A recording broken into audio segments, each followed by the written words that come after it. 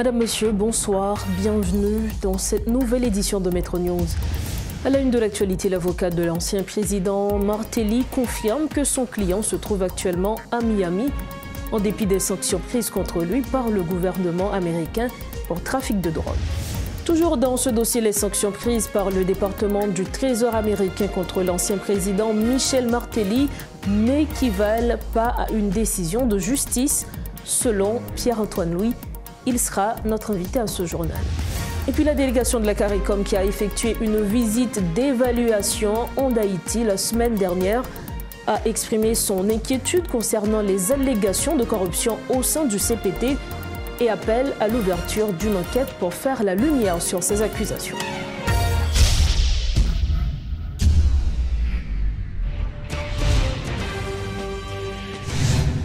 Comme annoncé, le Bureau du contrôle des avoirs étrangers, OFAC, du département du Trésor américain, a sanctionné lundi l'ancien président Michel-Joseph Martelly pour trafic de drogue. Monsieur Michel Martelly serait à Miami en dépit des sanctions prises contre lui, selon ce qu'a rapporté son avocat. Selon le quotidien américain Miami Herald, l'ancien chef d'État se renseignerait sur la possibilité d'obtenir une autorisation de travail. Rappelons que les sanctions imposées par le Trésor américain ne clarifient pas si M. Martelly fait l'objet d'autres mesures restrictives. Et pour mieux comprendre ce dossier, nous avons avec nous sur le plateau de Metro News ce soir l'ancien diplomate américain Pierre-Antoine Louis. Bonsoir Pierre-Antoine Louis, bienvenue sur le plateau. Bonsoir, c'est toujours un plaisir. Nous allons commencer par ce dossier qui fait déjà couler beaucoup d'encre et de salive, celle des sanctions prises contre l'ancien président Michel-Joseph Martelly. Et selon l'avocat de l'ancien président contacté par Miami Herald, l'ancien président se trouve actuellement aux États-Unis, mais compte tenu de ces sanctions, plus d'un se demande si l'ancien président a le droit de circuler librement partout où il veut, aux États-Unis ou en Haïti. Est-ce qu'il a ce droit malgré ces sanctions, Pierre-Antoine Louis? Bon, le droit de circuler pour une personne quelconque, c'est un droit fondamental. Cependant, on n'a pas le droit de circuler librement dans un pays étranger dans lequel on reçoit un visa pour séjourner dans ce pays-là. Le pays a l'autorité du jour au lendemain de vous demander de déguerpir. Certainement selon les lois de ce pays-là. Donc, est-ce que l'ancien président a le droit de circuler librement en Haïti? Certainement, il est citoyen haïtien. La justice haïtienne, à ce que je sache, ne lui reproche absolument rien. Les sanctions, ce sont des sanctions unilatérales des États-Unis d'Amérique qui ne sont pas forcément basées sur des lois haïtiennes, même si le comportement qui est reproché à M. Martelly est un comportement qui a lieu en Haïti. Donc, ça me surprendrait si quelqu'un qui est passible de telles sanctions pourrait continuer à résider aux États-Unis. De toute façon, moi, je conseillerais au président de rentrer chez lui. Vous avez évoqué la justice haïtienne. Est-ce que la justice haïtienne peut se saisir de ce dossier? Dans la mesure où le commissaire du gouvernement dispose des indices de conduite pénale reprochable de tout citoyen ou encore de toute personne qui réside sur le territoire haïtien. À ce que je sache, M. Martelly est citoyen haïtien. Si la justice haïtienne dispose de tout indice que de fait qui pourrait être soutenu au cours d'une procédure judiciaire célère, impartiale, selon les vœux de la loi, le ministère public a l'autorité, dispose de l'autorité de poursuivre M. Martelly ou un quelconque citoyen. Mais ce qui est reproché par les États-Unis à M. Martelly dans le communiqué que nous avons lu hier n'implique pas forcément ipso facto, automatiquement, qu'il serait passible de poursuite en Haïti. Ce que j'ai lu en tant qu'avocat contient une déclaration, un communiqué de la part des États-Unis qui reproche certaines conduites qui seraient si elles étaient avérées, j'utilise le conditionnel parce que je n'ai pas les faits. Donc si ces conduites étaient avérées, ce seraient des crimes partout dans le monde, y compris en Haïti. Mais comme vous avez remarqué, il s'agit d'une procédure politique utilisant les lois des États-Unis. M. Martelly n'a pas été inculpé dans un quelconque tribunal aux États-Unis, à ce que je sache jusqu'à maintenant, ou en Haïti. On lui reproche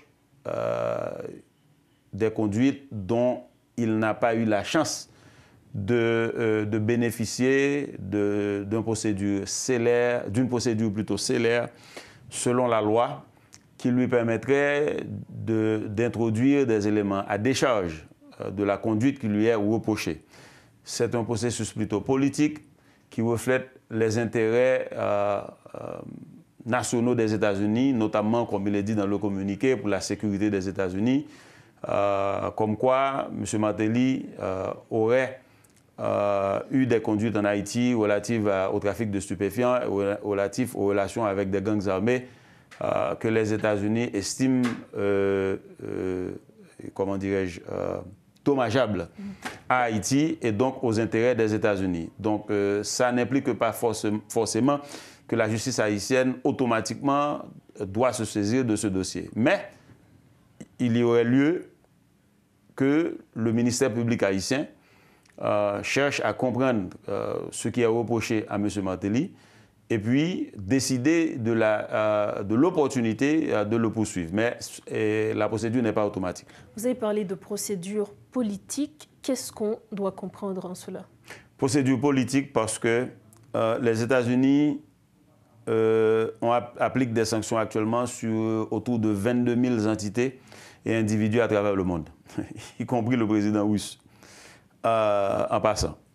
Donc, les États-Unis estiment que certaines conduites d'autorités étrangères sont délétères à sa politique de relations internationales. Et Haïti étant dans l'hémisphère occidental, dans les Amériques, la région dans laquelle se trouvent les États-Unis d'Amérique estiment que des conduites qu'il reproche à M. Martelly seraient délétères aux intérêts nationaux de sécurité des États-Unis.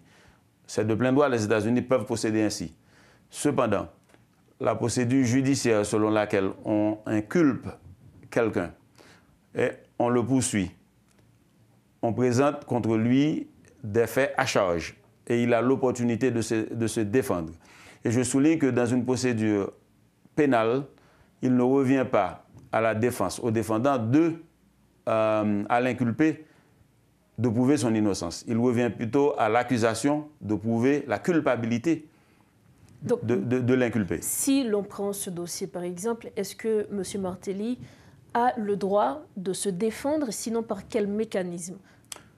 Bon, OFAC explique sur son site web, sur son site internet, que tout individu qui aurait été sanctionné disposerait de la capacité, enfin bon, de l'opportunité, je vais dire, d'introduire une demande par laquelle l'individu explique, le concerné explique que vous m'avez reproché d'avoir fait X, je ne me reconnais pas dans vos déclarations, je souhaiterais avoir des éléments de façon à ce que je puisse vous démontrer que ce que vous dites n'est pas correct. Une lettre qui serait adressée directement à l'OFAC. Et l'adresse se trouve sur le site internet. Mais je vous assure que si vous adressez cette lettre, OFAC lui-même vous dit que cette procédure peut prendre longtemps, beaucoup de temps, pour pouvoir vérifier ce que vous dites, ce que vous écrivez. Mais vous comprendrez que c'est difficile de se défendre contre des allégations comme quoi on serait un trafiquant de stupéfiants, on aurait des relations avec des gangs sans spécificité qui permet à la personne de se défendre. C'est pourquoi je dis c'est une procédure plutôt politique, mais qui n'a pas la force, si vous voulez, de droit, dans la mesure où, quand vous inculpez quelqu'un, vous le traduisez à la justice. il doit avoir l'opportunité de se défendre. Les éléments à charge doivent être présentés devant le juge et pour qu'il ait l'opportunité de se défendre. Jusqu'à maintenant, M. Martelly n'a pas l'opportunité de le faire. Donc, de constituer un avocat pour aller tenter de savoir sur quoi OFAC a basé la décision qu'il a prise. Et vous devez savoir que ces gouvernements canadiens en novembre 2012 et actuellement les États-Unis hier. En novembre 2022. Voilà. Et ces gouvernements ne vont pas forcément se désavouer. Donc, ils ne vont pas vous dire « Oh, nous avions pris des sanctions contre vous, nous nous étions trompés. » Ouais, nous nous étions trompés. C'est assez difficile ce cas de figure. Exactement. Donc si vous voulez, c'est une sanction vraiment dévastatrice et on vous supprime carrément au niveau financier parce que vous comprenez que les États-Unis, pratiquement, avec la suprématie du dollar, même une suprématie aujourd'hui un peu contestée, contrôlent le système financier mondial. Donc ceci dit que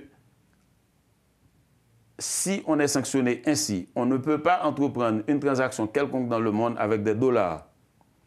Et ipso facto aussi, les correspondants financiers de la personne ne voudraient pas être en porte-à-faux avec le système, si vous voulez, financier mondial. Il n'existe pas de banques qui vont tenter la chance de mettre en péril leurs opérations financières. Donc, quand vous êtes frappé de ces sanctions-là, c'est vraiment dévastateur. Alors, Pierre-Antoine, est-ce que selon vous, ces décisions peuvent être des abus qui sont faits par rapport à ces personnalités, ou du moins ce sont des décisions qui sont prises en fonction de rapports, de dossiers qui sont vérifiés, revérifiés, revérifiés. Donc, est-ce qu'il ne peut pas y avoir de cas où il s'agit d'abus? Bon, et ce sont des êtres humains qui prennent des décisions au nom d'un gouvernement. Ces êtres humains peuvent se tromper, de bonne ou de mauvaise foi. Je ne saurais caractériser leur conduite dans la mesure où je ne suis pas au courant des faits, entre guillemets, dont ils disposent pour prendre cette décision. Ce que je peux dire en tant qu'avocat, inscrit au barreau de New York, est quand vous interpellez quelqu'un en justice pour des faits, pour des conduites que vous lui reprochez dans un système pénal, il existe une façon de faire. Jusqu'à cette date, il n'a pas été prouvé que ces gens qui sont sanctionnés aient commis des crimes pour lesquels on pourrait les sanctionner. Donc, c'est pourquoi je dis, moi, avocat, je trouve que ces sanctions sont quand même du moins controversées. Et si vous consultez la littérature sur les sanctions en ligne, vous allez constater que les sanctions sont extrêmement controversées. Vous allez remarquer également que la résolution 2653 avait établi des sanctions au niveau de l'ONU. Un comité de sanctions avait été établi.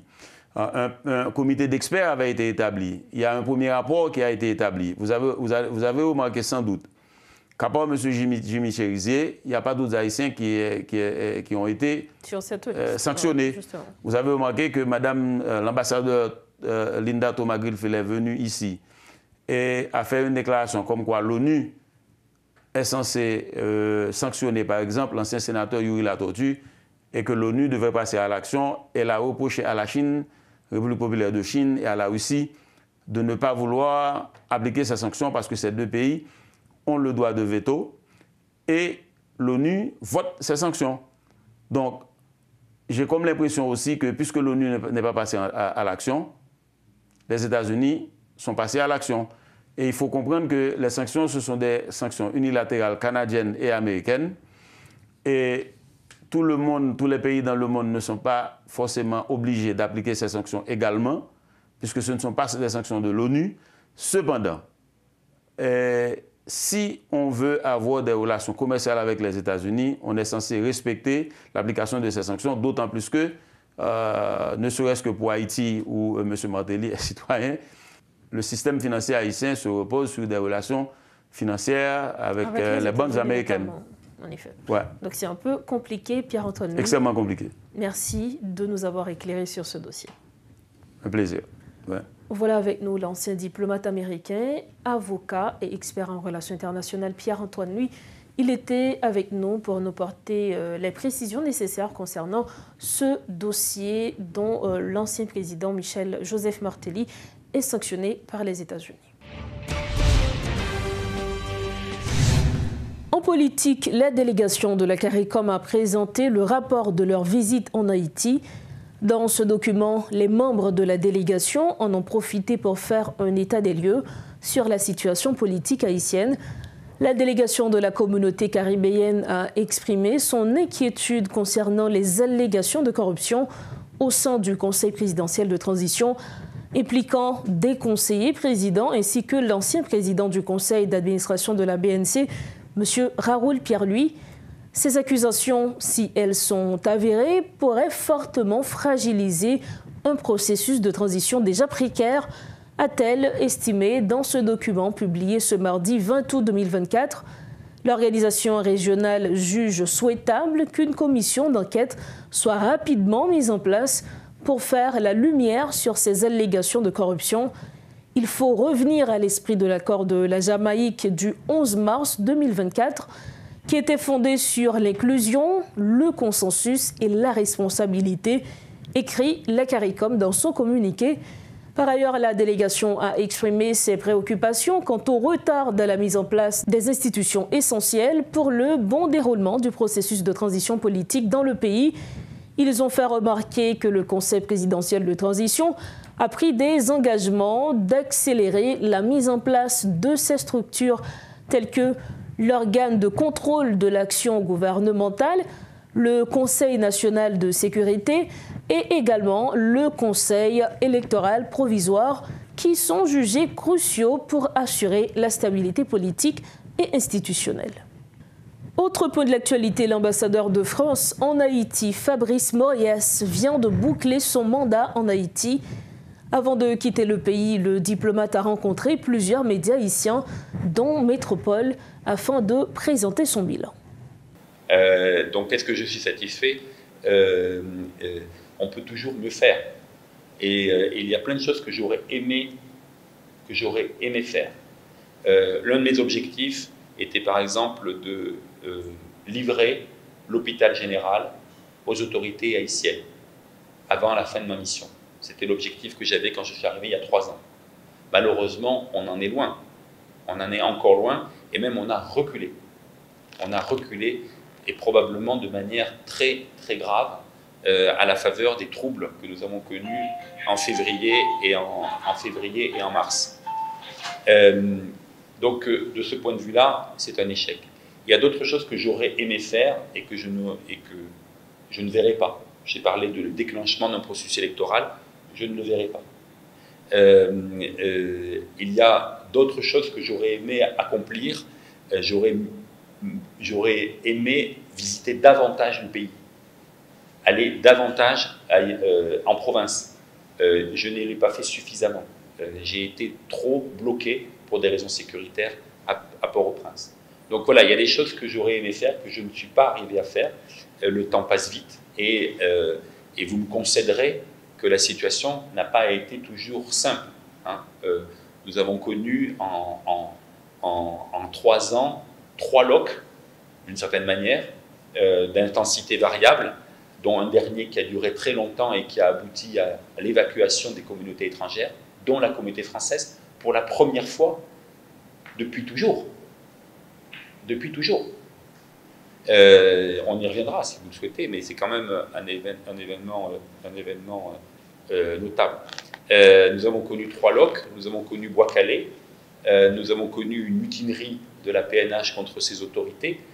Tout ça, effectivement, ce n'est pas quelque chose de banal. Nous avons connu également un changement de gouvernement, un changement d'autorité complet, par une voie non démocratique. Voilà. Donc, ça, effectivement, ça a provoqué un certain nombre d'obstacles pour faire en sorte que l'ambassade fonctionne normalement. Alors, de quoi je suis satisfait? Parce qu'il y a quand même un élément positif, parce que dans tout bilan, il y a un actif, il y a un passif. Donc, du côté de l'actif, eh bien, je suis encore là. L'ambassade est encore là. L'ambassade est encore fonctionnelle. Moi, quand je suis arrivé ici, il y a 3 ans, eh bien, je constate que des collègues des ambassades ont fermé. Elles sont parties. Elles sont parties. L'ambassade de France est toujours là. Elle a toujours resté, sauf dans les cas de crise aiguë, elle est toujours restée ouverte. Le lycée a réouvert en présentiel. L'Institut français a toujours continué à fonctionner. Toute la structure de l'ambassade, les alliances françaises, etc., toute la structure de l'ambassade est restée, pour l'essentiel, intacte, en se recentrant sur un certain nombre de missions essentielles, mais elle est restée. Et j'en suis très fier. Et je peux vous dire que c'est très difficile, parce que quand vous devez convaincre vos autorités que vous pouvez tenir la situation en main, que les troubles que vous voyez au coin de la rue, n'oubliez pas que nous sommes localisés au Champ de Mars, et quand vous devez convaincre vos autorités que les troubles que nous voyons au coin de la rue ne vont pas affecter la sécurité des agents, la sécurité de l'ambassade ou la sécurité de la communauté, eh bien, quelquefois, il faut faire preuve d'une certaine persuasion. Donc ça, c'est le premier point. Ce dont je suis satisfait aussi, c'est que nous avons réorienté un certain nombre de choses dans la coopération française. Par exemple, la sécurité. La PNH était une institution avec laquelle nous avions cessé de coopérer. Nous avons réorienté notre coopération dans un certain nombre de domaines en matière sécuritaire, et nous sommes en train de réorienter notre outil de développement dans des domaines que nous n'avions jamais touchés auparavant, mais qui nous correspondent, qui nous semblent être fondamentaux pour l'avenir du pays. Je pense par exemple à l'outil fiscal, dont on ne parle pas assez, et dont je parle moi systématiquement, parce que je pense que c'est absolument fondamental pour le pays de restaurer un outil fiscal qui soit performant et qui soit rémunérateur pour l'État haïtien et en définitive pour le contribuable, pour construire des hôpitaux, pour construire des écoles, pour construire des commissariats. Parce que si vous n'avez pas d'impôt pour faire ça, vous allez le faire comment? Comment vous allez le faire? Pas par l'opération du Saint-Esprit.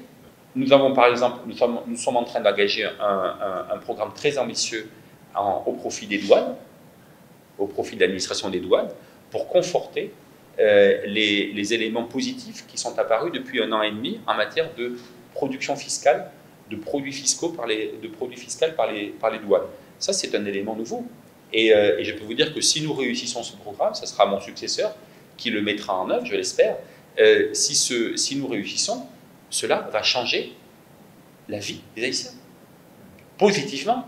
Ce sont des mécanismes économiques qui sont extrêmement, alors peut-être un peu complexes, mais qu'il est nécessaire, je crois, d'avancer pour trouver les voies d'une solution.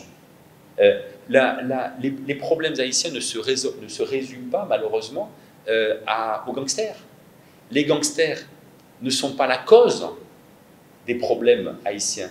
Ils en sont la conséquence. Bien sûr, il faut lutter contre. Et il faut les mettre en prison. Depuis 3 ans, si j'ai eu une obsession, c'est de faire en sorte de mieux comprendre les réalités haïtiennes. Et malgré les obstacles sécuritaires qui nous ont empêchés à tous de véritablement découvrir le pays dans sa globalité.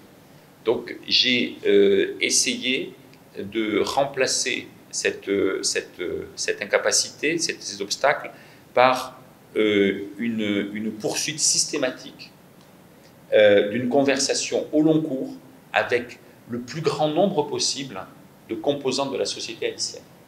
La société politique, la société économique, la société civile, le monde religieux, le monde des syndicats, le monde journalistique.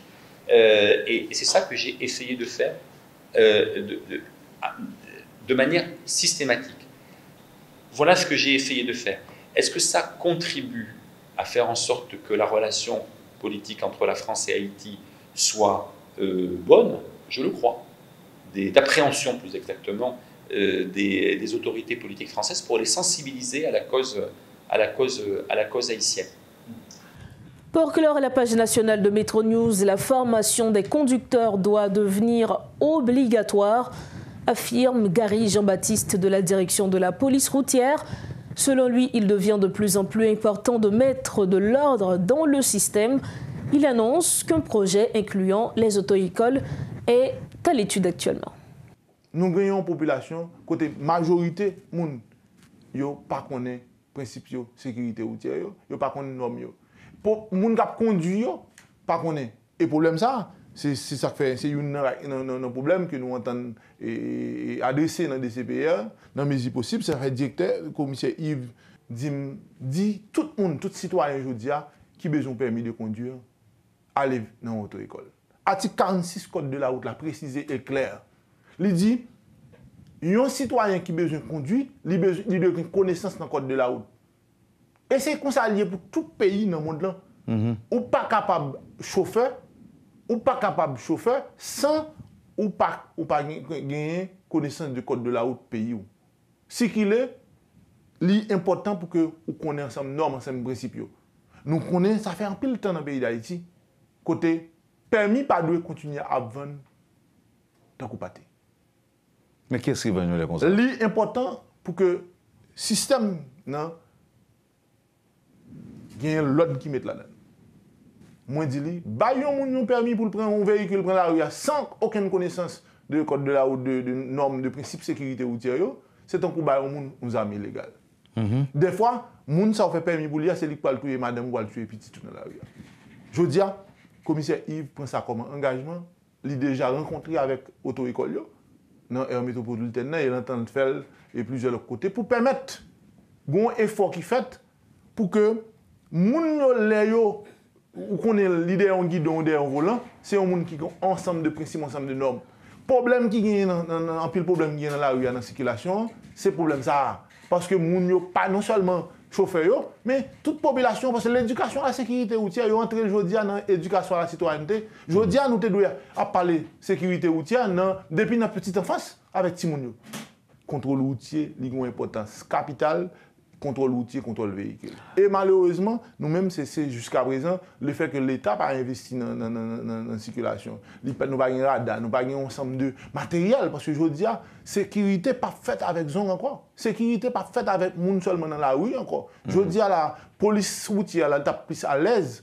La DCPR travaille plus bien si nous avons une route qui fait tout les normes, signalisation, et puis nous avons un radar qui contrôle.